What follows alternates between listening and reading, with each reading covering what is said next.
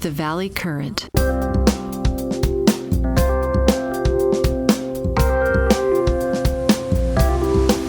So, I want you to imagine a scenario for a second. Just, really try to put yourself in this person's shoes. Okay, I'm with you. Picture yourself as like this high-powered attorney, right? You have 45 years of just intense, high-stakes experience under your belt. That's a lot of experience. Oh, it gets better. You hold a master's degree in computer science, a JD, and an MBA. I mean, you literally sat in a room and helped incorporate Apple in the 1970s. Wow. Okay, so a total heavyweight. Exactly. And you currently manage a private family office with, well, over $100 million in assets. You are, by every conceivable metric, an absolute master of planning and protecting wealth. Right. You'd think this guy has everything completely figured out. You would. But then you find yourself sitting at your 93-year-old mother's kitchen table. Oh, boy. Yeah. You open this faded manila folder containing her estate plan, and you realize with just total sinking dread that it is a complete unmitigated disaster. Wow, that's just a nightmare. And the kicker. The absolute worst part of this realization. It is partly your fault. It is a terrifying scenario, but it really strikes at the heart of this massive illusion we carry around in our culture. What do you mean? Well, we tend to assume that having deep technical knowledge in our professional lives just automatically translates to applying that same rigorous logic in our personal life. Right, like I'm a lawyer, so my family is legally safe. Exactly. Yeah. But when it comes to family, the emotional gravity is so intense that it can, completely overpower our professional intellect. Yeah, that makes sense. You can spend your days drafting these bulletproof contracts for billionaires, right? Anticipating every possible failure point in a corporate merger. But asking your own mother to sit down and discuss her mortality. That's a whole different ballgame. It really is. It requires an entirely different emotional toolkit. And, well, professional degrees just do not provide that. And that tension, right, that massive silent gap between what we know we should do and what we actually have the courage to talk about with the people we love, that's what we're exploring today. It's such an important topic. So welcome to today's deep dive. We are jumping into this incredibly compelling piece of source material.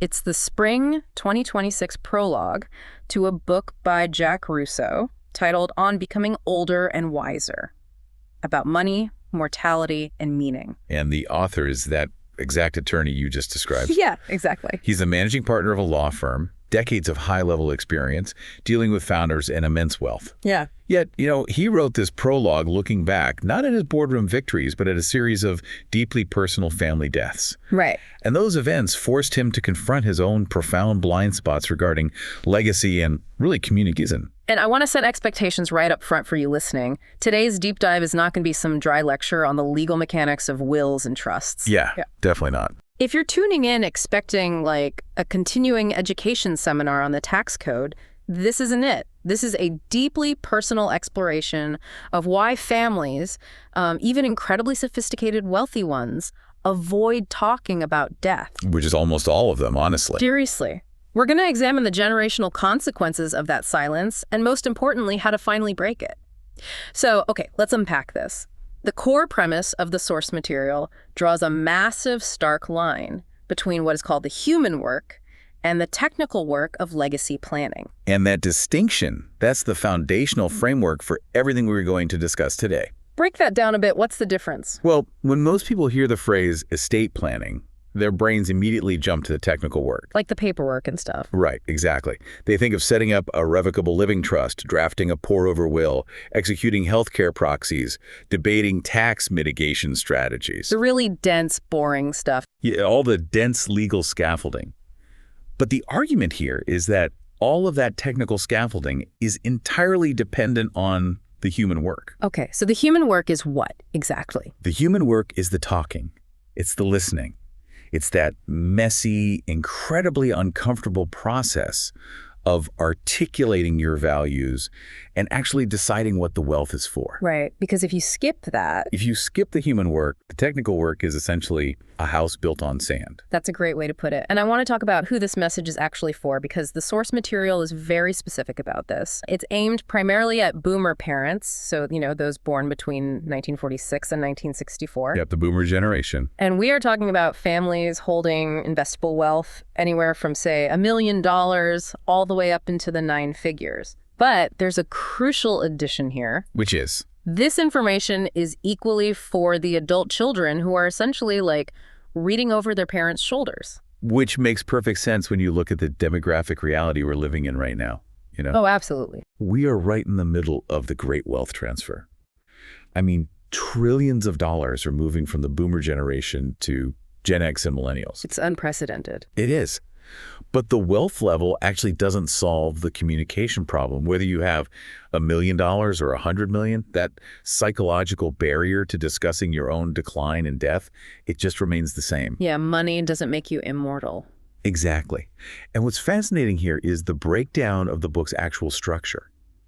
It quantifies the approach in a way that totally flips traditional legal advice on its head. I love this part. Tell them the percentages. So the curriculum is roughly 40% relational and conversational advice, 40% financial and tax advice, and only 20% actual legal structure. Only 20%. Right. Only 20% of the focus is on the law itself. Which is just wild coming from a guy who has spent almost half a century practicing law. Yeah, it really is. I mean, it tells a story all on its own about where the real priorities need to be. It's like building a state-of-the-art, impenetrable bank vault.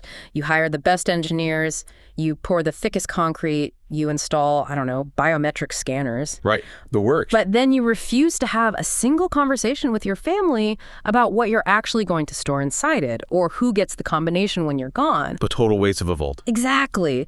You have this massive, expensive structure, but zero shared purpose. So why do you think that is? I mean, why do lawyers so rarely push their clients to do this human work? Why are we always just focused on building the vault? Well, honestly, because the vault is measurable. And more importantly, it's safe for the practitioner. Safe in what way? A lawyer can draft a trust, ensure it complies with current state statutes, bill the client for the hours, and then just close the file. It's a purely objective transaction. Right. You check the boxes and you're done. Yeah. But the human work, sitting in a room and facilitating a conversation between a father and his children about mortality, about fairness, deep-seated values, that is highly subjective. And awkward, very awkward. Profoundly uncomfortable. It can lead to tears. It can resurface old family grievances, or it just results in these awful, heavy silences. Lawyers are fundamentally trained to mitigate risk, right? Yeah, I want to avoid the mess. Exactly. Emotionally speaking, diving into a family's complex dynamics feels like jumping into a pool of pure risk.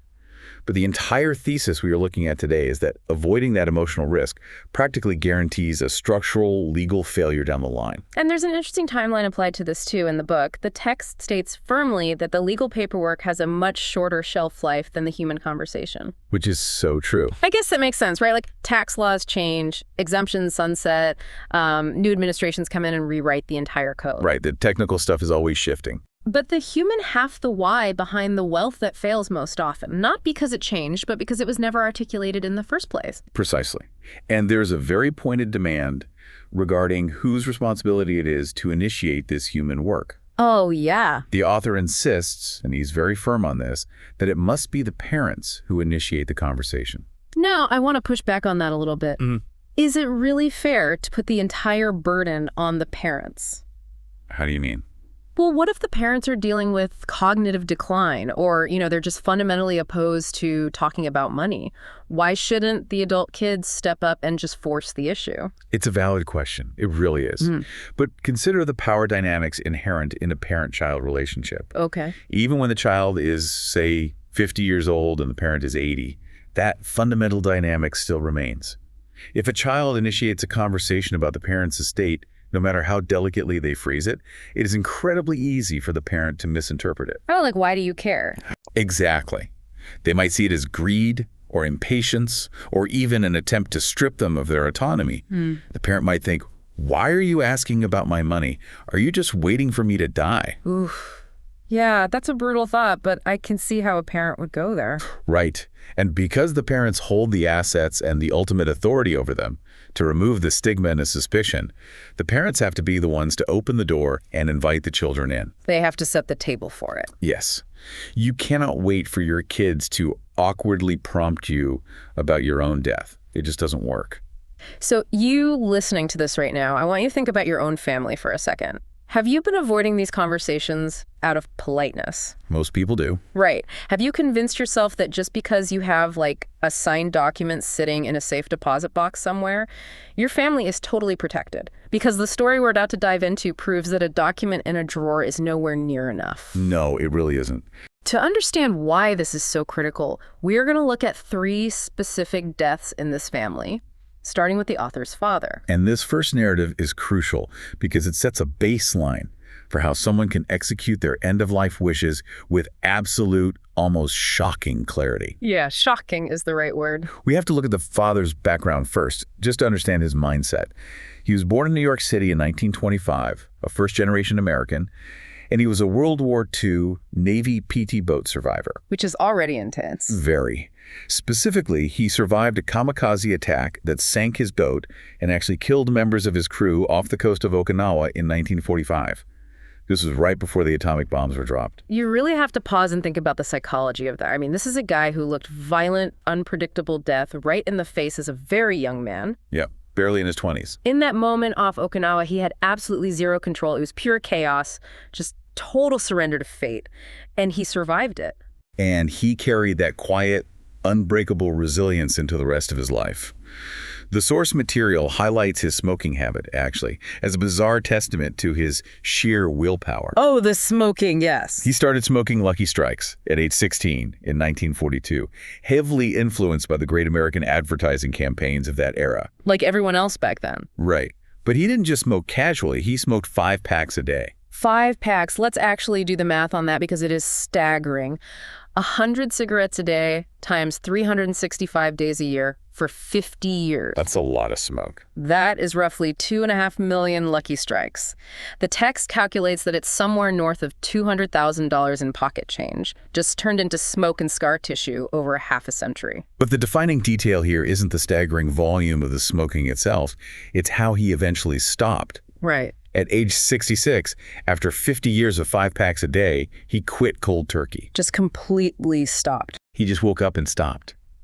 And the observation made in the text is that this kind of iron willpower proves the smoking was never really about weakness or a lack of discipline. It was just a choice he made until he decided to make a different one. Wow. But of course, the physical toll had already been taken. The cigarettes, as it is phrased in the book, had already filed their paperwork. Filed their paperwork. It's such a heavy way to put it, but it's the absolute truth. The biological bill came due. Exactly. He fought 4 separate bouts of cancer into his old age. He beat them quietly, without any grand ceremony. But then, at age 90, a 4th recurrence started gathering on the horizon. And the father decided he was, in his own word, done. He was entirely clear-eyed about it, too. He told his son that he wasn't going to give this next round of cancer the satisfaction of a fight. He knew what was coming. He did. He recognized that the medicalization of death often strips away dignity, turning a person into a mere patient hooked up to machines, prolonging the inevitable rather than preserving quality of life. Which brings us to the execution of his final days. It is just extraordinary in its precision. It really is. I mean, he didn't wake his wife to have a tearful goodbye. He didn't call an ambulance. He just left a simple 3-dot Post-it note on the kitchen counter that read, "Not feeling well, growing to VA now." The 3 dots are fascinating. Yeah, why do you think he did that? Well, it implies a continuation, sort of casualness, as if he were just stepping out to the pharmacy. But his actions were highly orchestrated. At 4 in the morning, he called a cab for a 22-minute ride to the Veterans Affairs Hospital. Okay. The fare was $33, and he handed the driver a crisp $100 bill, telling him to keep the change. The largest tip ever left for the shortest ride in that borough's history, I'm sure. Definitely. But it didn't stop there. He arrived at the VA hospital with a very specific plan, and he brought the resources to execute it. He had a stack of crisp $100 bills with him. And this is where we really need to analyze the underlying mechanics of what he was doing. If we connect this to the bigger picture of wealth and legacy, We are witnessing a profound assertion of agency. Agency. Right. This is a man defining exactly what money is actually for at the absolute end of life. He distributed those $100 bills to the nurses at the VA hospital. He requested comfort. He described it with this dark, pragmatic comedy as a 14-hand massage send-off. And he explicitly said that a quiet, comfortable exit was better than any sob fest. Yeah. But let me ask you, why the $100 bills? Was he basically just bribing the hospital staff to let him die? No, it's crucial to understand. It wasn't a bribe in a transactional or corrupt sense. It was about altering the relational dynamic. How so? Well, in a massive bureaucracy like a hospital, you are typically just a number. You're a patient file.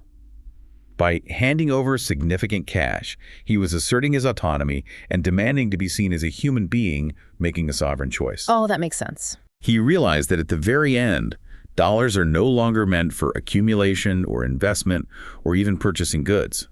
At the end, money is merely a medium to facilitate comfort and absolute autonomy.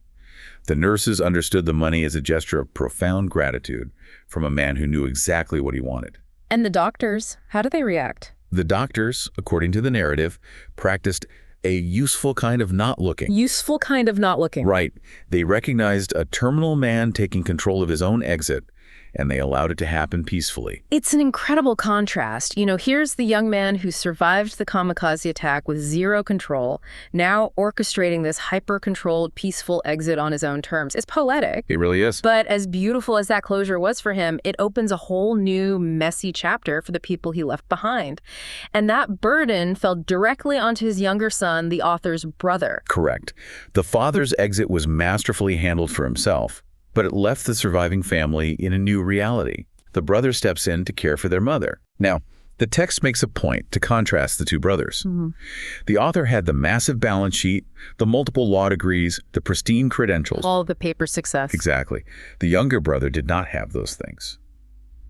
But he had something far more critical in that specific moment. He had presence. He was there. Exactly. The unbillable hours of caregiving. Yeah. Sorting the daily pill organizers, driving to the endless doctor's appointments, managing the slow, emotionally taxing renegotiation of the parent-child dynamic, where the child must slowly become the protector. The brother was doing the daily, unglamorous, heavy lifting of human care for years. But the brother was also his father's son, and he had his own habit. Right. He smoked Marlboros. He started at 14, and he smoked for 50 years. That's another 1.8 million cigarettes fed into the family furnace. And in the spring of 2020, right as the entire country was locking down in the early, terrifying days of COVID, the bill came due for him, too. It did. The brother was 64, in a Tampa, Florida hospice, and given days to live. And, like his father, he chose to go out deliberately and comfortably. But here is where the lack of planning collides with tragedy. This is the hard part. Yeah. The brother had not been a careful man with his paperwork. And because the family had this deep-seated culture of silence around mortality, the legal and human failure at the end of his life was catastrophic. Let's look closely at exactly what was missing, because this is where the theoretical legal stuff becomes very real and very painful for families. First, he had no Florida healthcare directive. None at all. So you have medical decisions being made under intense pressure during a global pandemic by family members who weren't entirely certain what he legally would have wanted. A nightmare scenario. And then there was the issue of his will. He had a handwritten will that was valid in California, but completely invalid in Florida. And this is a classic, devastating jurisdictional nightmare.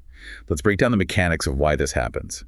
In the United States, probate law, the process of administering a dead person's estate, is governed at the state level, not the federal level. Wait, let me stop you right there, because I think a lot of people, myself included, assume that if you write a legal document in America, it's valid in America. Why does crossing a state border completely invalidate my mother's or my brother's dying wishes? I mean, I thought law was law. It's a common and very, very dangerous misconception. Yeah. Each state has its own distinct statutory requirements for what constitutes a valid will. Really? Oh, yeah. Some states require 2 witnesses. Some require notarization. Some have very specific language that must be used. In this case, we are talking about a handwritten will, which legally is known as a holographic will. Okay, a holographic will. Right. California law allows for holographic wills under certain conditions, even if they aren't witnessed. But Florida law explicitly rejects holographic wills. They simply do not recognize them as valid instruments for transferring property. So it doesn't matter how clear his intentions were. It's like trying to use a New York subway token to pay for a flight in Miami. That's exactly what it's like. Right. It is a valid form of currency in one specific system. It proves you paid for a ride, but you are trying to use it in an entirely different infrastructure.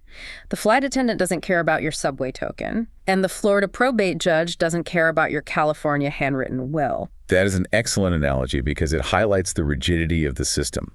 The intent might be entirely clear to everyone in the family, but legally, the system cannot process the token. Wow. Because the will was invalid, the brother essentially died intestate, meaning without a will. So what happens then? So Florida state law steps in and decides who gets what based on a rigid formula, completely, regardless of what the brother actually wanted.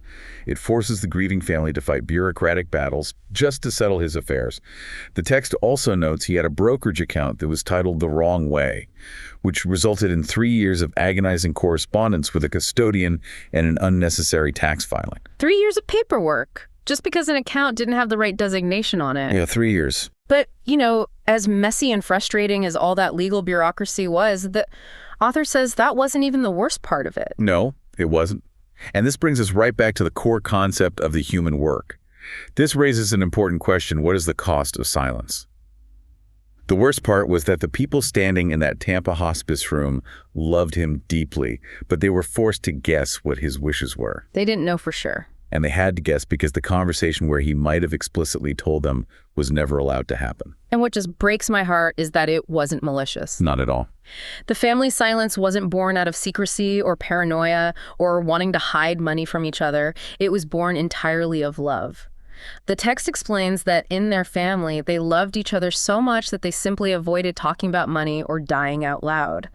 To them, the words money and dying weren't just a coincidence. They were the exact same sentence.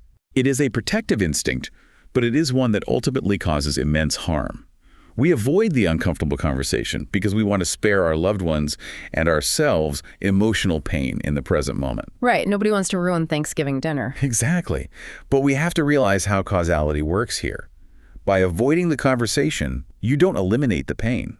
You essentially defer that pain with massive emotional interest to the worst possible moment, when you are actively dying or already gone. That's powerful. You defer the pain with interest. Right. The survivors are left dealing not only with profound grief, but with immense pressure, guilt, and the agonizing guesswork of trying to figure out what you would have wanted. So the brother is dying in Tampa. It's early 2020. COVID has literally shut down the world. The author and his wife are forced to pack a U-Haul with completely random stuff like winter coats, a blender, boxes of yellow legal pads, and make this surreal, desperate drive down Interstate 95 from California to Florida. It's a road he mentions he would end up flying many more times over the next few years, masked and anxious, just to deal with the administrative aftermath of these deaths. Yeah, cleaning up the mess. And all of that aftermath culminates in what the author refers to as his mother's quieter disaster. This brings us right back to the scene we opened the deep dive with. The kitchen table. The kitchen table. Because after his brother passes, the author has to sit down and look at his mother's estate plan. And right before he reveals how catastrophically bad it is, he goes out of his way to lay out his immense professional credentials again. The Apple Incorporation, the Bloomberg features, the peer ratings, the $100 million family office. He isn't listing those credentials to boast either. No, not at all. He is setting up a deliberate, stark contrast. He wants the reader to understand, look at my resume. Look at the complex corporate structures I have built. Look at the wealth I have successfully managed for other people. He lists it all specifically to prove a devastating point. Absolutely none of that technical expertise magically protected his own family. So humbling. Having an expert standing in the next room does not draft the document. It does not update the beneficiary designation on a life insurance policy. And most importantly, it does not start the human conversation. Financial outcomes are not the same thing as wisdom.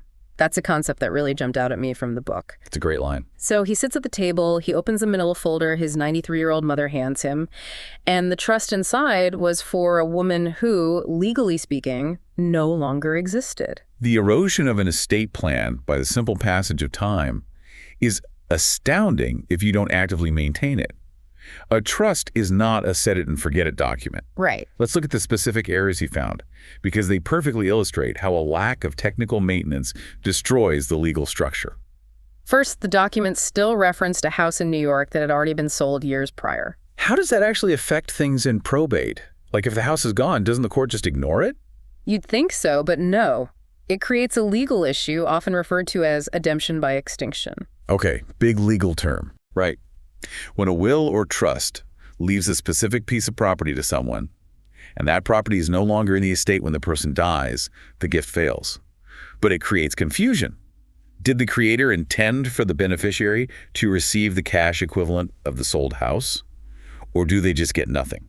Oh, I see. It requires legal sorting, which costs time and money. Okay, what else did he find in that folder? Well, the power of attorney relied on a signature before a New York notary whose commission had long since expired. Wait, I'm confused by that too. If the notary was valid on the day they stamped it 20 years ago, why does it matter if their commission is expired now? Legally, it shouldn't invalidate the original execution. But practically speaking, financial institutions are incredibly risk-averse. Right. Banks don't want to get sued. Exactly. When you present a 20-year-old power of attorney to a bank in Florida, and the notary stamp is from New York and expired in 1999, the bank's legal department will often reject it. They will demand a fresh, updated document, which you cannot get if the principal, the mother, is now incapacitated. Wow. That's terrifying. Yeah. Okay, and the errors keep coming. The trust named a successor trustee who was already dead. Exactly. The trust named a deceased person to manage the affairs of the living. Which is just useless. Completely. If your named trustee is dead and you haven't named a backup, the court has to step in and appoint someone. That completely defeats the purpose of having a trust to avoid court interference in the first place. Furthermore, none of the newly born grandchildren were named anywhere in the documents. And to top it all off, the attorney who originally drafted the trust in New York had retired decades ago. His office was closed, his firm dissolved, and there was literally no living lawyer who even remembered the file. It was a ghost ship. So what does this all mean? I look at all this, and the analogy that comes to mind is like technology. It's like discovering that your family's entire financial and legal safety net is built on a 1990s computer operating system. Oh, that's a perfect analogy. Right. The hardware has completely changed over 30 years. The family members have aged, new grandchildren have been born, assets have been bought and sold. But the software running it all hasn't been updated since the dial-up era. It is fundamentally incompatible with their current reality, and it's going to crash the second you try to turn it on. And the vulnerability he feels in this moment is just palpable. Yeah. This titan of Silicon Valley law admits that sitting there at the kitchen table looking at this mess, he felt like an altar boy again. Yeah. He felt like a child because he realized the root cause of the failure. He had been too afraid to ask his own mother a single question about her estate. He writes, "I had let the awkwardness win for 30 years. Let the awkwardness win. That phrase, that should be a wake-up call for anyone listening. How many of us are doing exactly that right now? So many of us. We just let the awkwardness win because it's easier to avoid the discomfort today, completely ignoring the absolute nightmare it is going to create for our families tomorrow. And through this painful process, he identifies the core structural issue that broke his family's plans, which he calls jurisdictional seams. Jurisdictional seams. Yes, his family's failures were all rooted in geography. You have a New York trust trying to govern Florida assets. You have a California son trying to reconstruct a dead New York lawyer's intentions to satisfy a Florida probate judge. That's a mess. It's a massive systemic issue. Families today are incredibly geographically dispersed. The boomer generation does not die in the same state where they were born, or where they built their careers, or where they drafted their first will. Yeah, people move all the time for retirement. And their kids certainly don't live in the same neighborhood where they grew up. This realization forces the author to do something truly wild. In late 2020, in his 60s, with a thriving law practice in California and absolutely no professional need to do so, he decides to sit for the Florida bar exam. It is a remarkable act of professional humility and determination. I can't even imagine. He realizes that you cannot write a book about handing down wisdom and wealth from the comfortable conference room of a single state. If you want to fix the problem, you have to deeply understand how the legal seams between the states tear apart. He talks about the absolute terror of failing the exam, too. He is studying with eBay index cards and secondhand study books. There's no study group, no law school camaraderie. He's just the gray-haired man in the corner of the testing center that nobody recognizes. Right, taking a grueling exam with 25-year-olds. He passed, of course, and was admitted to the Florida bar. But I just marvel at the humility required to go back to square one with flashcards, because you realize your decades of knowledge are trapped in the wrong jurisdiction. It proves his dedication to actually solving the problem, not just theorizing about it. He diagnosed the catastrophic failure of silence across 2 generations of his own family, and he actively rebuilt his professional capability to address the legal, technical side of it. Yeah. But more importantly, and this is where the book shifts gears, he developed a practical method to address the human side. Yes. Let's get into his solution, because having laid out all this heavy, emotionally draining reality of death and probate, his method for breaking the silence is actually brilliant and a little unexpected. It is. His secret weapon for the human work, it's comedy. Which, psychologically speaking, makes perfect sense. Really? You think so? Oh, absolutely. Yeah. We naturally use humor as a defense mechanism to deflect pain, but it can also be used proactively as a bridge. He notes that his father left the world making a dark joke about a 14-hand massage, and his brother essentially died with the last laugh still in his pocket. Yeah, humor was their language. Exactly. In a family that was so deeply entrenched in silence regarding money and mortality, the only door into both of those terrifying rooms was the one marked laughter. He actually admits that he originally started writing all of these family stories down as comedy bits. The 22-minute cab ride at 4 a.m., handing out the crisp Franklins, the 3-dot Post-it note. And it wasn't out of disrespect for his father or brother. It was the complete opposite. A joke was the only language his family had ever agreed to speak about the things that terrified them the most. Dark humor is incredibly effective at lowering the defensive walls we build around our own mortality. If you can sit at a table and laugh at the pure absurdity of a situation like a formal legal trust trying to govern a house that was sold 20 years ago to strangers, you instantly remove the sting of the conversation. It takes the pressure off. You make the topic approachable. And that leads to his primary rule for these family conversations, which is profoundly simple. You must say the hard things plainly enough that a smart teenager could follow them. Plainly enough that a smart teenager could follow it. I love that rule. It's the best advice. Stop hiding behind complex legal jargon. Stop pretending that throwing around terms like a pour-over will actually means anything to your kids if they don't know the intent behind it. We should actually define that, since it's a perfect example of jargon that confuses people. Oh, please do. A pour-over will is essentially a legal safety net. When you create a trust, you have to legally transfer your assets, your house, your bank accounts, into the name of the trust. Okay, funding the trust. Right. If you forget to transfer an asset, the pour-over will catches it when you die and pours it into the trust. Yeah. But here's the catch. Anything that goes through the pour-over will has to go through the public probate court process first, which defeats the entire purpose of having a private trust. Oh, wow. I didn't realize that. Yeah. If you don't explain the why and how of funding the trust plainly to your family, the technical document is just a piece of paper that generates legal fees. Exactly. And to help families avoid that trap and actually do the human work, he structured his approach in a very specific, modular way. The modular map is crucial for successful implementation. Why is that? A massive obstacle to the human work is pure psychological overwhelm. People look at the entirety of their lives, their accumulated wealth, their complex family dynamics, their impending mortality, and they freeze. It's just too big. It's paralyzing. So he breaks the territory down into manageable chapters covering money, mortality, and meaning. He calls it a map with many doors. You can tackle it as a one-year curriculum where you read and discuss one chapter a week. Or if you want to bring your adult children and maybe even older grandchildren into the room, you can approach it as a 5-year arc focusing on one major section a year. It is incredibly comprehensive. It includes sections on the technical work of trusts and taxes, of course, but it also delves into frameworks for communicating with grandchildren and a concept he calls the 5 capitals. Okay, you have to explain the 5 capitals because that sounds like exactly the kind of framework that helps redefine what legacy actually means beyond just a bank account balance. The 5 capitals framework shifts the focus away from purely financial wealth. Financial capital is just one pillar, the money and assets. Right, that's what everyone focuses on. But a true legacy also includes human capital, which is the physical and emotional well-being of the family members. Intellectual capital, which is the knowledge, education, and skills they possess. Okay, what else? Social capital, meaning the family's network, community involvement, and relationships.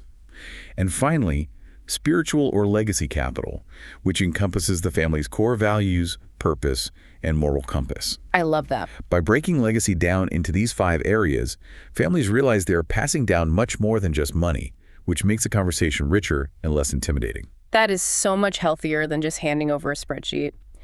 And he also talks about the end game, which he refers to as deaccumulation. Yes, deaccumulation is a massive psychological shift that many retirees struggle with. Because they've spent their whole life saving. Exactly. For 40 or 50 years, you were trained to accumulate, save, invest, grow the pile, protect the pile. Deaccumulation is the pivot where you must begin strategically spending, gifting, and distributing that wealth without the paralyzing fear of running out. That's gotta be hard. It requires a completely different mindset.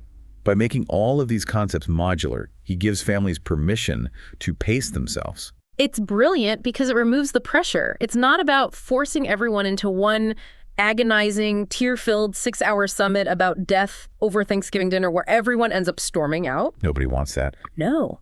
It's about leaving breadcrumbs. It's an ongoing curriculum, not a one-time final exam. You don't have to have all the answers figured out before you open your mouth. He explicitly tells the reader, have the conversation imperfectly. Have it before you know exactly what you want to say. Have it this year and then have it again next year and the year after that. Just keep talking. The goal is continuous dialogue, not a perfect, legally binding monologue. He wants to fundamentally reframe how we view the aging process itself. He observes how, in your 60s, 70s, and 80s, the room is slowly going quiet. The kids have moved out to start their own lives. The intense demands of the career are winding down. And a lot of people are terrified of that quiet. They fill it with distractions, endless travel, television, busy work, because if they sit in the quiet, they are forced to think about the end. But he also flips that perspective entirely. He says that quiet is not the enemy. That quiet is the gift. Use it. The quiet is the gift. That is beautiful. The silence of an empty house shouldn't be a void to fear. It is the dedicated space and time you finally have to articulate your legacy. It is the time to do the human work that will ensure your technical work actually matters. Do not wait for the hospice room. Do not wait for the Post-it note. Have the conversation now. That is the ultimate ringing takeaway from witnessing those 3 deaths in his family. It requires bravery. The technical work, calling your lawyer, paying a fee to update a beneficiary form, is easy. It is transactional. Right. The human work, sitting down, looking your child in the eye and explaining your fears, your hopes for their future, your values, and the stark reality of your own mortality is incredibly hard. But as this story illustrates so vividly, the cost of avoiding the hard thing is simply too high. It leaves the people you love most in a state of chaos. It really does. You know, we spend decades accumulating wealth and assets. We work tirelessly, sometimes sacrificing our own health, to ensure our family's physical comfort and security. Absolutely. But what if the ultimate inheritance, the absolute most valuable thing you can possibly leave behind for the people you love, isn't a trust fund? It isn't a piece of commercial real estate or a perfectly optimized tax strategy. What if the most valuable thing is the gift of absolute clarity? That is a profound thought. What if the absolute best way to love your family is to remove all the guesswork, all the jurisdictional nightmares, and all the administrative chaos from the worst days of their lives? Something to deeply think about the next time you find yourself sitting quietly at the kitchen table. Thank you for joining us on this deep dive. Led by Jack Russo, Computer Law Group LLP is a bespoke business litigation and founder-friendly boutique law firm with offices and licensed attorneys in Silicon Valley, New York, and Tampa Bay. And you can reach Jack at jack@computerlaw.com and his team at www.computerlaw.com, where the newsletter we referred to is published in detail and readily available, commitment-free with no paywalls or other charges.